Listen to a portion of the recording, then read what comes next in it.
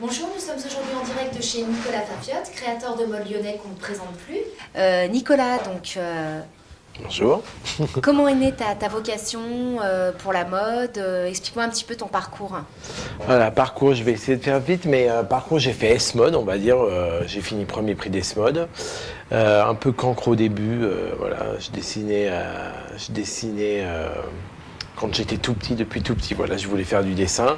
Donc S-Mode. Après, en fait, je suis passé dans différentes marques. Notamment, après, j'ai travaillé chez Max Chaoul, lyonnais.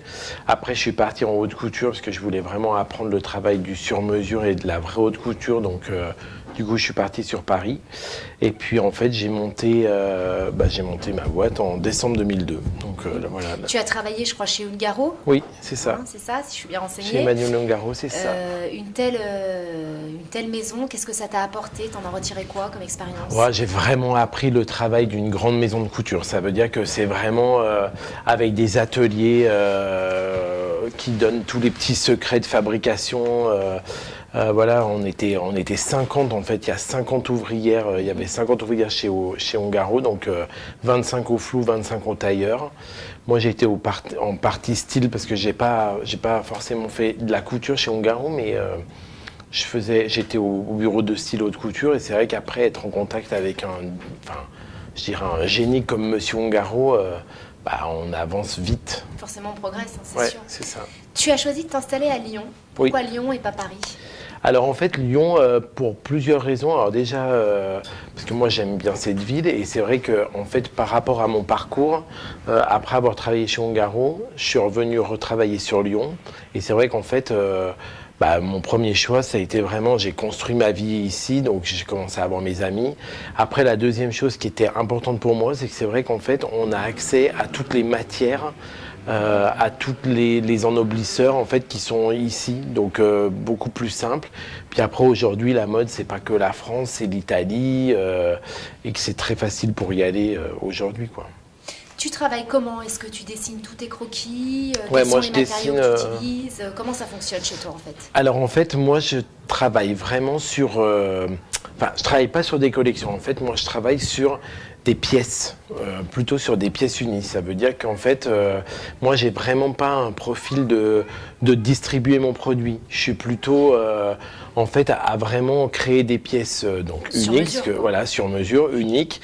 Et après en fait, quand j'ai envie d'une robe fluide, je vais travailler la mousseline. Quand j'ai envie d'une robe structurée, je vais travailler des matières structurées, des taffetas. Après, j'adapte vraiment mes créas aux matières. C'est vrai que la chance qu'on a à Lyon, c'est qu'on trouve beaucoup de choses. Quelles sont tes influences, tes codes de la mode? En fait, les codes de la mode, l'influence, c'est-à-dire comment je m'inspire. Voilà, comment tu t'inspires? Après, en fait, l'inspiration, moi, je la trouve, mais vraiment de partout. Ça peut être en marchant, en se promenant dans la nature par les couleurs, en étant avec des copines, en faisant du shopping. Voilà, être créateur, c'est être créateur, c'est un peu le travail d'une éponge. Ça veut dire qu'en fait, on prend tout ce qu'on voit, tout ce qu'on entend, la musique. Il y a pas mal de choses qui peuvent inspirer. Même les voitures, par exemple. Moi, je me suis déjà surpris. Le design, il y a des choses qu'on peut trouver qui peuvent être intéressantes pour de la créa. Et après, en fait, ça rentre dans l'éponge et on presse l'éponge et tout ressort sur du papier. En gros, c'est schématique, mais c'est un peu ça. C'est vraiment, les influences, elles viennent de partout. Une journée type avec toi, comment ça se passe? Il n'y a pas de journée type. C'est un peu compliqué, en fait. Je suis un peu je suis pas un zébulon qui saute dans tous les sens, mais journée type... en fait, c'est ce qui fait toute la créa. C'est qu'en fait, pour moi, quand on est créatif, en fait, on n'a pas de schéma.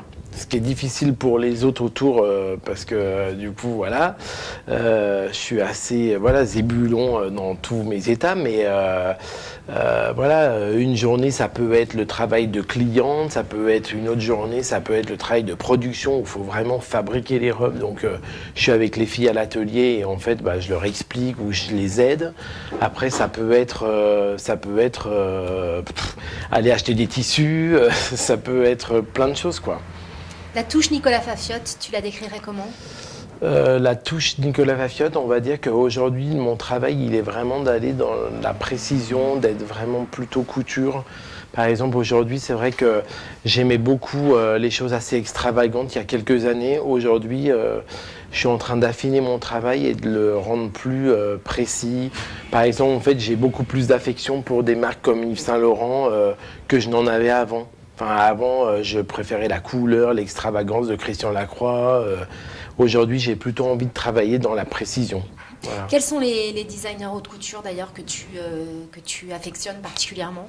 Aujourd'hui, par exemple, c'est vrai que j'ai un vrai regard sur le passé par rapport à des maisons comme Balenciaga, comme ce qu'a pu faire Monsieur Saint Laurent, parce qu'en fait, il a inventé des vrais classiques que les gens ont encore envie d'avoir. C'est-à-dire qu'une femme rêve toujours d'avoir un smoking très bien coupé, élégant. Après, en robe de mariée, c'est pareil. Aujourd'hui, il s'est fait beaucoup de choses.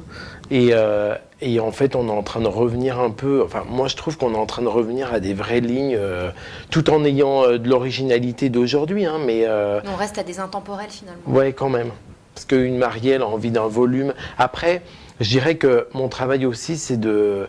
je vais plutôt chercher les choses très fortes. Ça veut dire que je vais travailler sur un volume et je le gère vraiment en volume. Si je fais un fourreau, je le fais vraiment fuselé et fourreau. Voilà, si je fais du court, c'est vraiment court et rigolo. Enfin, voilà. On te connaît aussi grâce à l'élection de Miss France, donc où tes créations ont été à l'honneur pendant de nombreuses années.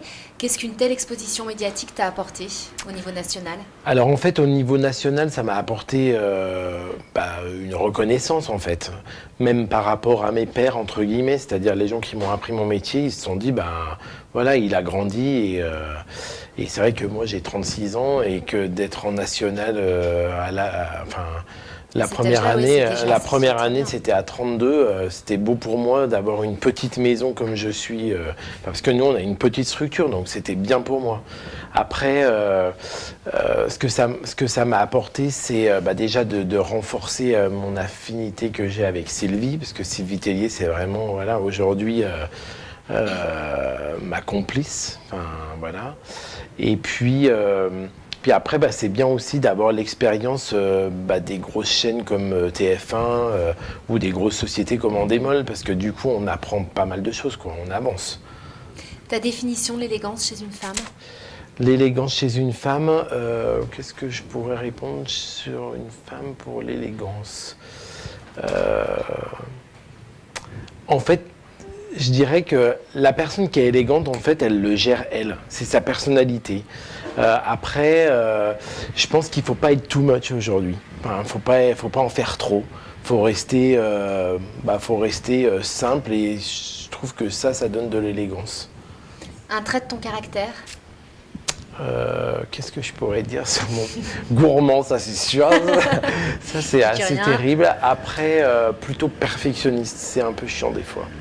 Et le trait de caractère dont tu es le moins fier ? En fait, on va dire que... Qu'est-ce que je pourrais dire ? La gourmandise, je suis pas trop fier.